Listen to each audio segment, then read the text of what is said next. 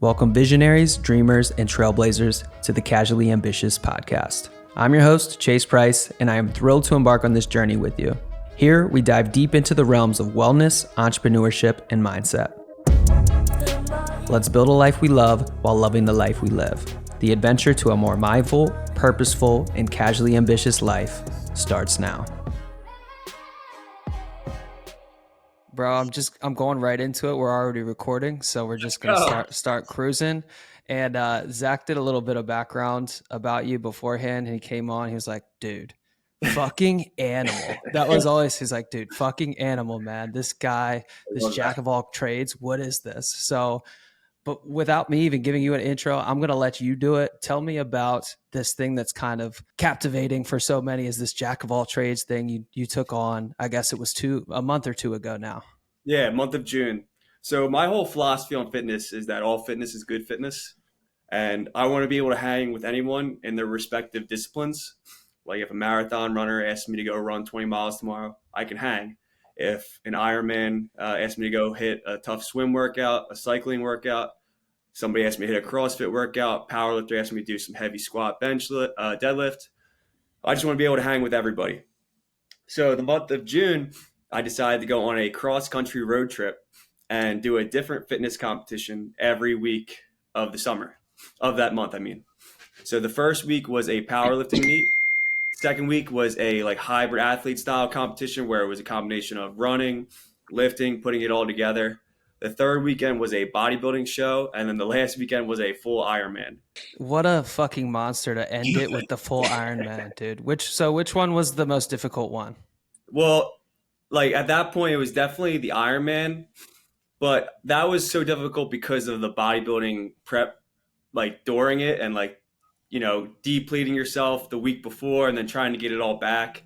That was the hardest thing to control. A bodybuilding prep in itself is pretty hard, but it's manageable because you're not physically doing the extremes of what you did with that 2:45 marathon prep.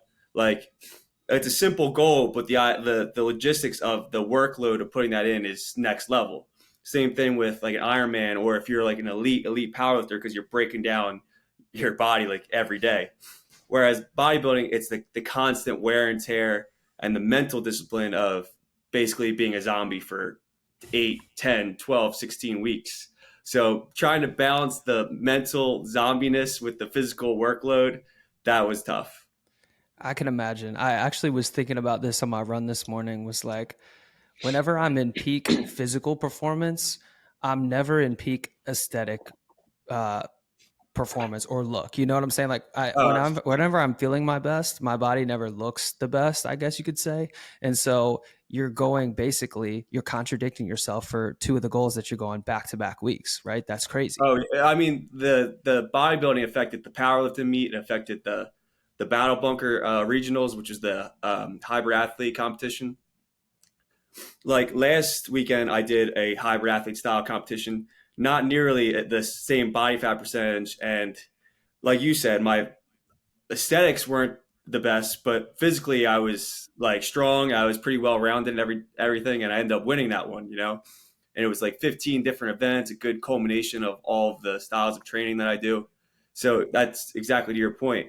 During that month, I was lucky to be at 90% for each competition. But that was the cool part, was showing people that while you're not going to be the best at everything, you can be pretty good at everything. I love that. And we've talked about that before, is the hybrid athlete creed is why be great at something when you can be pretty good at everything? Yeah, I mean, you can reach more people that way. It's more of a realistic lifestyle. I find it way more enjoyable. For the longest time, first 7, 8 years of my fitness journey was bodybuilding, powerlifting style. And then I got hired at the firehouse and was all right, I need to get a little bit more functional, more applicable to my job. One of my senior guys always says, we're occupational athletes, so it's our job to be in shape. Never really was a runner. I still didn't like running, but I would do more cross training, CrossFit style workouts. And it was, by the time I started my running journey last August, I had a really good, solid fitness build. and it was pretty easy to apply the running as soon as you got used to like the workload on the legs. What's the week to week look like as far as a training regimen? Obviously, very, very different, end goals from a powerlifting competition to an Ironman. So what does that look like? So I based my split off my firehouse schedule because it's easier that way. So we work 24/72s. So you work a 24-hour shift and then you're off for 3 days. So my firehouse day, I always get to my gym because I have my own little personal training facility. I get the gym at 3 in the morning, train for a few hours, and then go into my shift. So this is like my easiest day. I'll just do straight up back, traps, rear delts, bodybuilding style, hour 15. I think it's the most important as far as building a good physique, and you have to hit it from all different angles. So I like to do that by itself. And it's my strongest muscle group. So, you have a shitty morning getting up that early. It's all right. I'll do an easy like zone 2 like run or cycle for an hour that day, and then like a 45 minute to an hour like metcon where it's kind of applying the running and lifting together. Um, the day after the firehouse is usually a long run, and then shoulders, triceps because it's the easiest in my opinion. The just the glamour muscles you can just kind of coast your way through if I'm up all night or whatever. But the most important part about that is the long run, and then I'll usually do like an easy swim.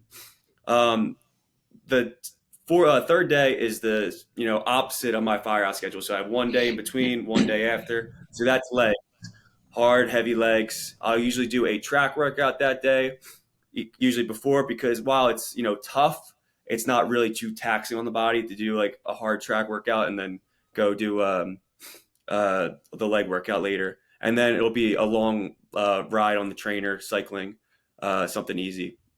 And then that next day is chest and biceps, my weakest muscle groups. So it all makes sense in my head. And then I'll do like a hard metcon that day, and usually an easy zone 2 swim or run. And then I just repeat. It gets a little bit I more love it. technical, but 4 days is kind of like that. Sure. Now, did you program that yourself, or did you have like a tri coach or somebody helping you through it? Yeah, so I did everything myself because in my head, while there's plenty of people who know more than me in each discipline, who's going to be able to put all of this together and be like, well, like if I hit a bodybuilding coach, I'm like, all right, dude, I'm doing a 20-mile run this day. I'm doing a 3 hour cycling ride this way, CrossFit workout here. They're all just going to tell me to go, screw off. I would be a terrible client for them. And also, um, it's just going to hurt me. I feel like the only one who can train, like coach me for all those different things at the same time is me. And then my whole plan after doing this year-long build to that was that I could help other people do the same thing through experience. I was my own like human test subject, basically. You're the second fireman we've actually had on. So the other one was Andy Glaze, and I'm just like, are you Legend, guys legend. fucking just built different? Is this like, are all firemen just absolutely getting after it like this? I love it.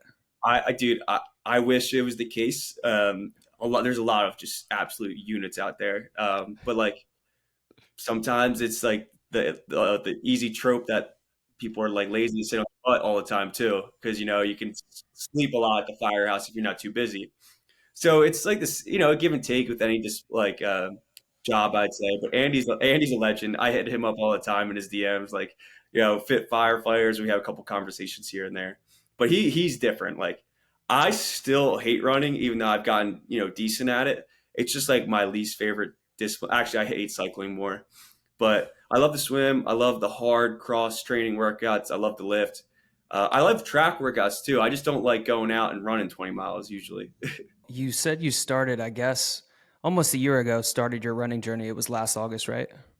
Right. And then you Right. ran a marathon. It was I guess it was like, was it a Go One More marathon or it was something? It was the Austin Marathon. So that weekend is the BPN like ambassador weekend.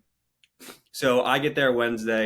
And I'm like, all right, I got to take it easy, peak week, because the whole goal is sub 3, right?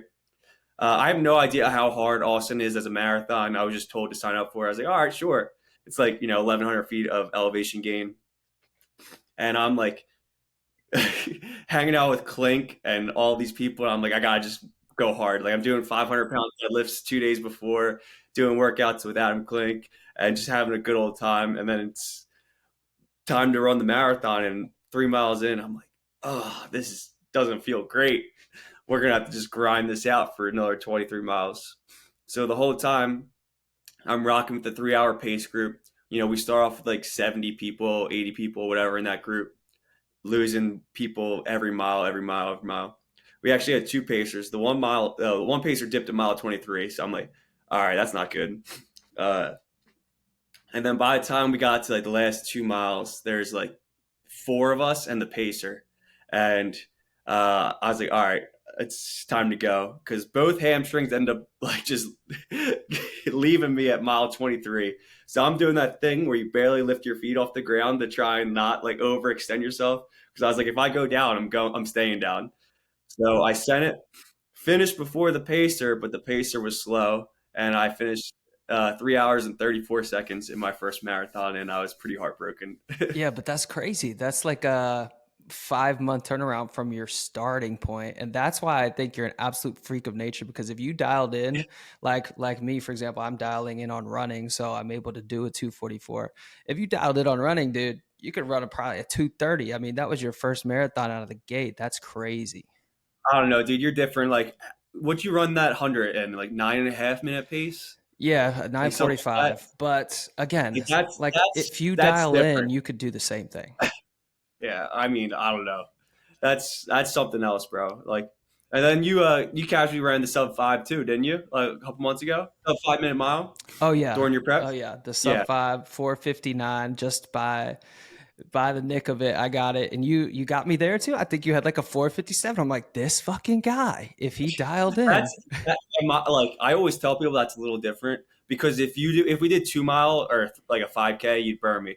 Like a 5 minute is like a really tough like CrossFit workout where you just fucking empty the tank and like you're on the floor after. Like I love those kind of workouts where you can just absolutely send it. There was like three of those at the rally in the valley I just did this past weekend, and I won each of those events. Just it was like right on my alley where you can just fucking send it.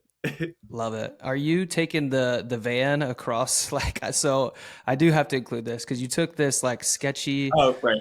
very, very sketchy looking van, white van, of course, on this cross country road trip to do all these things. So that added another layer of complexity on top of this because you're not at home, right? You're not even at a hotel. You have to live and Yeah. work out of a van. So that's very difficult. But you took that for 4 weeks or so. Are you still taking that thing around? It's funny, dude. I always forget that's like a major part of like the trip was that because it was just so normal to me at that point. Yeah, so I wasn't allowed within 500 feet of schools because of the sketchy white van. Like it was all dented up. It was a piece of junk, but like it was okay on the inside. You know, it really added like a fun element to the trip because I got to see everything. I went to like Niagara Falls, was in Phoenix, was in LA. I went literally ocean to ocean. Um, uh, Dakotas, Idaho was where my Ironman was. Coeur d'Alene, beautiful place. Unfortunately, I only rented the van, uh, but I in my future, I definitely see myself owning something like that and making it a consistent, like annual thing or something like that. Anything that you're working on now? So I know that just happened, but knowing you, you probably already have something. I think you have a race coming up. Is that right? Or what do you got coming up right now? So I was supposed to like so Spartan, obviously Spartan like the races and stuff like that. They have this thing. It's called Deca Fit, where it's like hybrid athlete style event where you have 10 different stations and you have to run. They have three different types. So one is equals to a 5K plus the 10 stations. The other one is a mile plus the 10 stations, and the other one is just the 10 stations. So this past weekend, I was supposed to do the Deca Strong, which is the one with no running, and the Deca Mile, which is the one with the 1 mile total of running. So you run 160 meters to each station, and then you do each thing. So it's like a salt bike, rower, farmer's carries, stuff like that. But I actually got bodied. Haven't been sick in like 10 years. I swear to God, I never get sick. Bodied 3 days, like barely like move. And it had to drop out of those. But this upcoming week is the Deca Fit, which is the one with the 5K running. So I got to do that on Saturday. So hopefully get a decent enough time to qualify for the championships. I'm not quite as in good of running shape as I usually am. After I got done with the trip, it was like I like recovering from the bodybuilding show and the Ironman at the same time. I was trying my best to like get like movement in and just do as much fitness as I could without losing anything, but the body was fighting me the whole time. So I think I'll do well in the strong and the mile, which is the two with the less running, but the fit, I would have liked to have a couple months to kind of really dial in for it. But we'll see how we do. What was recovery like when you were doing these 4 events? In between or after? Well, I guess both. Because I think, you look at somebody who's training for an Ironman, you're putting in 15 hours a Yeah. week, probably with all these different, avenues of fitness and an additional, 10 hours of recovery. So I guess kind of walk through both. Yeah, so like during so basically I put up this whole plan last August. I was like, next June I'm gonna do these 4 different competitions week to week to week to week. So it was I always preach it's this most basic concept in fitness and basically in life, slow progressive overload. Start with a super small amount and slowly stack those chips. Stack, stack, stack, stack, and you'll be shocked at how the body adapts. Like people are like, "How do you recover? Like, how do you do this? How do you do this?" I was like, I slowly add it more in each week over the course of a year.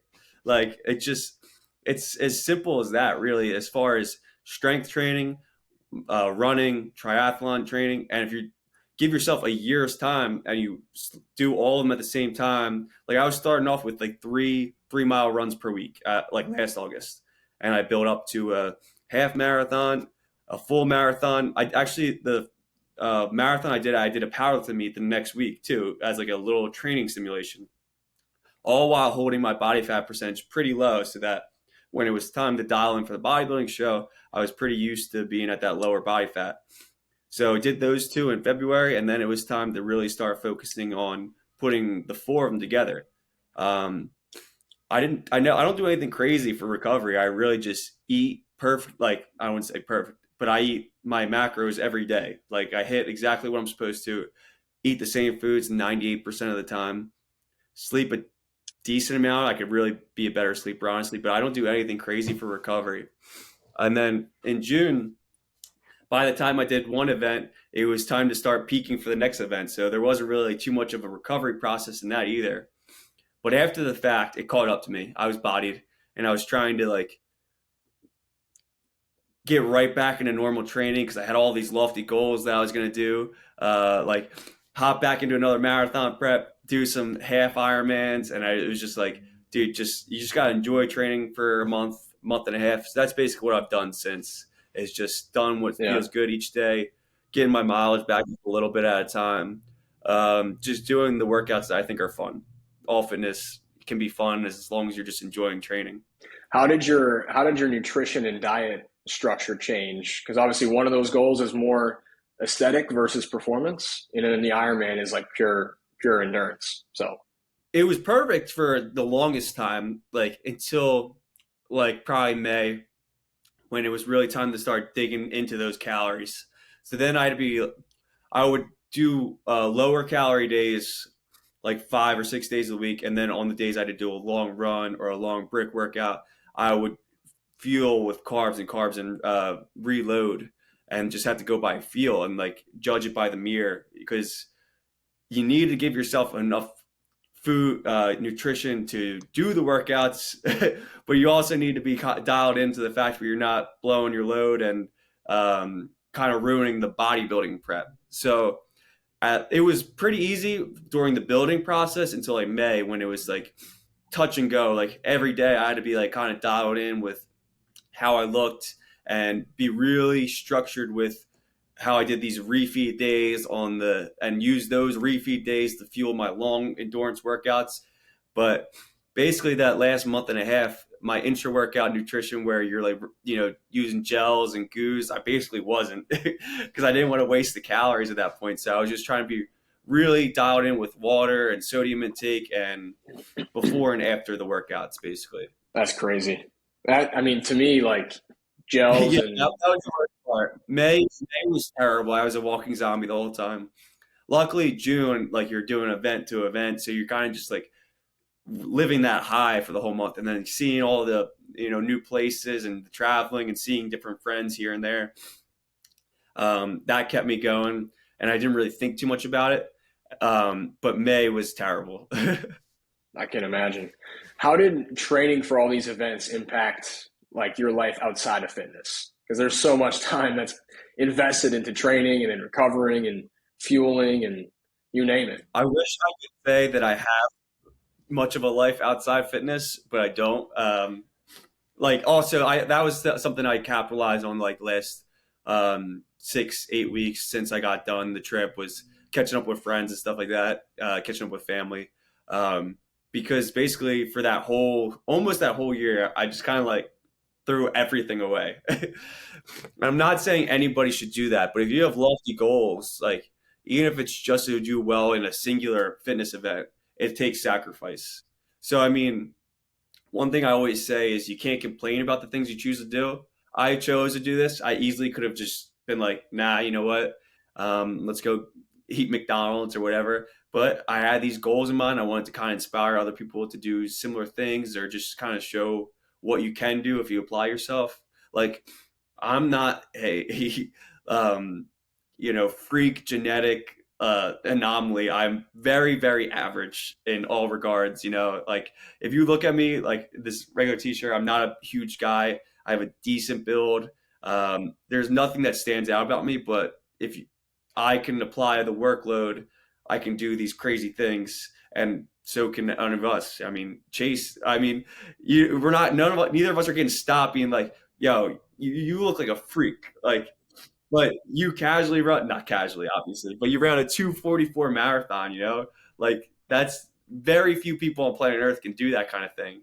It's just like if you just apply yourself, the sky's the limit. And as cliche as that sounds, I love that you brought that up too about just kind of, for me coming up, I was always like very, very, very average, probably subpar at a lot of things. And I was never an athlete either. You know what I'm saying? And once I started actually applying myself, and it's so much more, it's probably 95% up here, as you know. I mean, it's just putting in the time and committing to it. So like to hear you say that too is just kind of, it makes me feel good, and it makes me feel good for those people listening too, because like, man, the freaks are few and far between. We see a lot of them because they're the ones that are polarized, that are on TV and that are on in the NFL. But like, there's so many everyday athletes that constantly just do amazing fucking things, right? And it's just because they've applied themselves and they've decided to flip the switch and say, all right, I'm not going to be average anymore. I'm going to, and similar to what you did, is like, I'm going to go in the pain cave mentally and physically for the next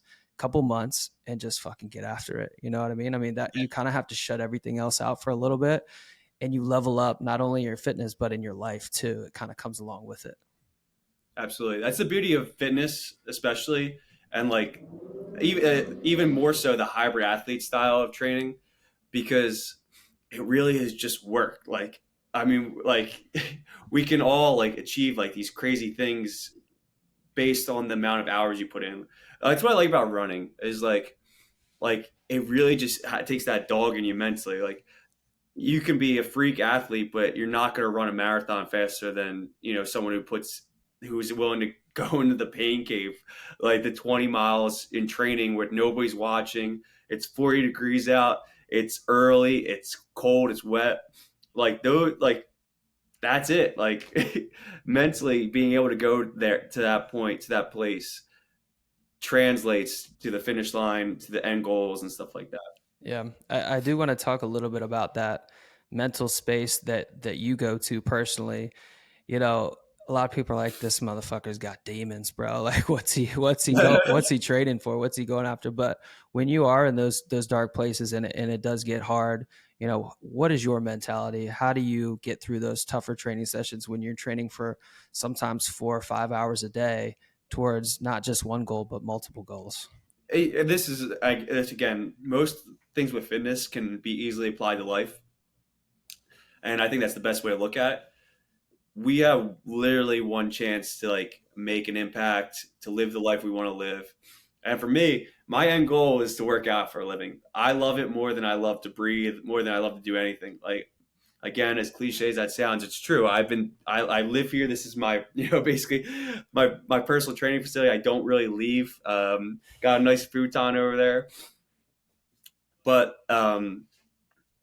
you know if we only have one chance to live the life we want to live, I'm gonna full send. I'm going to shut out those other things. I'm not gonna go out on the weekends. I'm not gonna do those things. I'm gonna just make a plan, no matter how many hours it takes. I'm just gonna stick to it, and then just think about it. Like, how good is it gonna feel when you do the things that you said you were gonna do? Like, that's something me and Matt Johnson always say to each other. There's nothing cooler, more badass, more rewarding doing exactly what you said you were going to do. Like, I spoke it into existence last August, and all these people were commenting like, "This dude's fucking out of his mind. Like, there's no shot. Like, he's gonna fall off week 2, week 3, week 4. He's not gonna be able to do any of these things well." But I mean, the sky's the limit when you literally apply yourself, make the plan, stick to the plan, and are just willing to go to the pain cave a couple times a day. What's your strategy to try and become a full-time athlete, essentially? You know, like obviously you're training as much as you can. You have your personal training business as well, but like break that down for me as, you know, when you see 5 years out where you want to be, how are you kind of reverse engineering that and saying, okay, I need to do these things in order to get there? Well, the thing I've learned over the last year is, unfortunately, the work you do in the gym or on the track, in this, like during your like marathon training, isn't going to help you get to that end goal unless you're one of those absolute units who's running like 2:15 marathons and winning, the CrossFit championships and stuff like that. So you got to apply it to social media. You've started to like grow your account like crazy over the past couple months because you've taken what you're doing with your training and stuff like that and applied it to social media. Unfortunately, or for better or for worse, that's the key to making it a part of your life, is getting, recognized by, people from all over, companies and stuff like that. So basically, I've taken what I do regularly and just try my best to show it in a cool way on social media, whether it's full days of training. People love seeing like, oh, I can do this and I can do this when they're two opposite ends of the spectrum. And that's kind of the niche I've like managed myself in, is like showing people that you can do heavy squats and deadlifts. You can run fast miles or do an Ironman, stuff like that.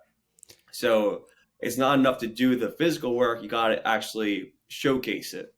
What is the stuff that does the best that you post? Because my favorites are when you do like a full day breakdown and you're doing like probably all in 4 hours of work, like Yeah. around there or something like that. Are those the ones that tend to do the best? Because people are just like, I cannot physically believe the amount of volume this dude's doing on a daily basis. Yeah. So, I mean, those like on the week to week posts, those do the best. The little highlight reels where I post like, heavy squat, heavy deadlift, all of like the races and stuff like that, those usually blow up. But like the daily training, because people can't comprehend that someone would spend, 4 hours doing all these different disciplines. But in reality, I post every single day of training over the past year on TikTok. And I'm like, yeah, if you want to go see, it's all there. It's not like I'm getting all oiled up and like just shooting a quick video of everything. I mean, some of those videos don't even get seen by anybody, but they're all there. The last 350 days, like the work is there. I could show my Whoop scores and my Garmin scores and stuff like that.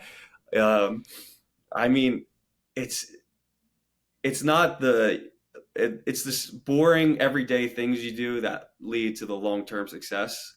So not everything you do is gonna like get you followers or get you to a special endorsement, but you keep compounding those things. Eventually, that's hopefully what it leads to. Talk to me about the personal training brand. So, like, approximately how many clients do you try to keep on? How do you allocate your time towards them? And what is your philosophy when training other people? Because not everybody is a Jack Driscoll, right? Not everybody Yeah. is capable of what you're doing or wants to do what you're doing. So, how do you take your philosophy and transition that to a more normal person? Well, over the last, so I've had my gym for 3 years, so it's basically been all in-person training since then.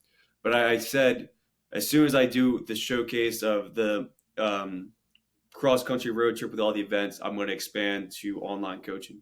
Over the past year, I've gotten asked a million times for online coaching, online coaching. I think people oftentimes really rush into that just because they get asked about it and they don't really have something great to offer and they just want a quick paycheck.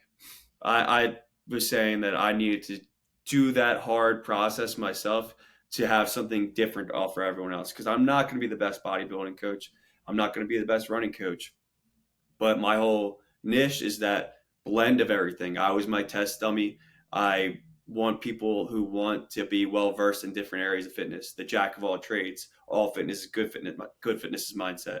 Um, so I recently launched the online coaching like a month and a half ago. I'm at like 20 clients. I'm like holding there until I feel comfortable building more and more. I'm stepping away from the in-person training to try and expand the online coaching, but not rushing it because that's another thing most people do to get a quick paycheck, to get that easy money, and then their business falls apart.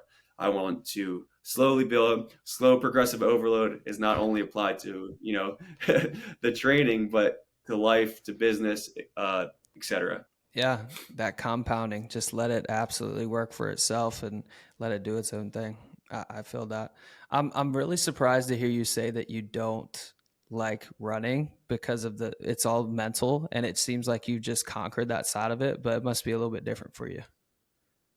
Yeah, so like I mean that's the thing I do like about it is that it's just such a test and like literally it's you versus you and like nobody else is there, especially when you're running 20 miles or doing those long training sessions. Like there is nobody like checking up on you. There's no like quick highlight reel you can do. Like if I'm doing like a set of like 5 with like heavy squats or deadlifts, it's easy to just get a quick video of that and then post it and show it everybody. But to get that little snippet of your watch, you gotta go 2.5 hours of just nobody like seeing or like caring what you're doing, and then it's just one little pic you can post on your story to keep you going. So what I would do, like when I was really struggling, is that I would post it on my story like 20 miles going down beforehand. So you're locked in now. Either you post that like a watch story at the end of it, or you got to go back and like be like, sorry guys, I was a complete bitch. There's so much accountability that comes with that too. I ran the Boston Marathon in April, and I made a reel every single week, kind of recapping my training leading up to it. And it was an accountability tool for me, but also like I know I missed 1 week out of it might have been like 18 weeks or something like that. And I had a buddy text me like, "Yo, where's the reel? Did you not run this week? Did you put the work in?" So documenting your training is cool to look back on, but also it's a huge accountability tool as you go through it. Yep, that's what I do with the TikTok. Like every day of training for 350 days was there. Like you want to go Yeah. see what I did on September 28th of this past year? It's there. I mean, um, it's not always exciting. Like people are like you're kind of doing like the same like weight training session and like it's like the same outline. I'm like, yeah, it's that's how you progress. It's Right. boring 95% of the time. You could post that PR mile time, half marathon time, squat, deadlift, like once every 3 or 4 months. Unfortunately, if PRs came that easily, we would we would be in a big different space. So what's next for you in terms of events? Obviously, you talked a little bit about the ones coming up in the short term, but long term, is it another full Ironman? Is it triathlon space? Is it powerlifting? What do you see coming up next? Yeah, so I definitely have to conquer the sub 3 at this point. So, and I'm gonna do the Deca Fit this upcoming weekend, and then I have to do the Strong and the Mile. So I'm hoping to qualify for the championships for them. That's early December is when the championships would be, and then I have the Battle Bunker, which was the regional competition I did in June, which was the hybrid athlete one. I have the championships for them last weekend of October. So the plan is to qualify for the Spartan DECA championships, and then prep for those two and the sub 3 hour marathon at the same time and do end of October, early December, and then a January, February marathon. And then after that, I'd probably set out a new couple of things to look forward to.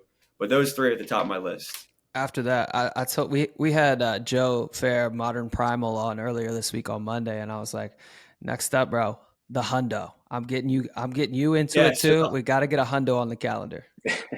yeah. So if I don't, this is kind of like a proof of like where my mind is. If I don't qualify for the Spartan stuff, I'm going to do the December 100 miler with like Maddie, Nick, because it's the same weekend as as the DECA Championship. So if I don't qualify for them, it's full tilt into like the high volume running, just because there needs to be something, to like go for. Yeah, I think that one's fairly flat, so you got that to your advantage, but it doesn't matter. It's still 100 That miles. means you have So to run faster it means, now. yeah, it's like how fast can we push this? And that was one of the advantages to the 100 that I ran was it was I think like 99% on just a side of a road, which was good and bad because the side of the road was sloped slightly. So my Yeah. left leg just got absolutely screwed. It blew up like a balloon, but it allowed me to go a little bit faster.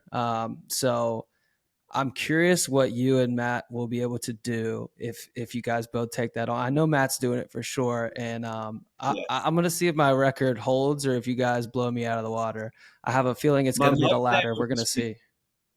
My plan would just be to hug his heels, like just see like if I can just hold on, and that's that whole mental thing because you're gonna be a broken down piece of garbage afterwards, but you might be able to like just hold on for the entirety of the race. Yeah, they were out in Leadville this past weekend. Shout out to Maddie and there's a couple other guys who knocked it out, which is a phenomenal feat, man. Does that interest you at all doing something like Leadville? I may or may not have texted someone as soon like when they were all there, like, "Yo, us next year." Like, Count me in. I that would be cool, like for that one to be my first 100. Like obviously like to do this one with all these people if like the DECA thing doesn't work out. But if that doesn't, I think I would just try and get into that sweepstakes and make that the first one because I like to do everything kind of like in your face. Yep. Well, how about this? If you get in, I'll pace you, and if I get in, you pace me. We'll call it right now. And then if we both get in, we just We pace each we, we other. just send it. Yeah.